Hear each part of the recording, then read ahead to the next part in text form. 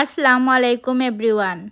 আজকে ঘর পরিষ্কার করমু ডিপভাবে। ডেইলি তো সম্ভব হয় না সোফা টুফা সরাইয়া ক্লিন করা। তে সপ্তাহের মাঝে একদিন সোফা সরাইয়া ক্লিন করি, কারণ মাখরের জাল এরপরে গুণর গুড়া বহুত বেশি পড়ে। তে আপনারা গরো ওরকম পড়ে নি না? আমি মনে করি আমরা গরো খালি পড়ে বেশি গুড়া।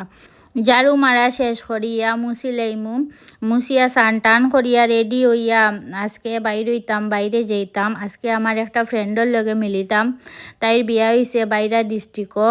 তো তাই আজকে যাইব গিয়ে, আর কবে আইব ঠিক ঠিকানা নাই। তো তার লগে বহুত দিন হয়েছে মিলছি না।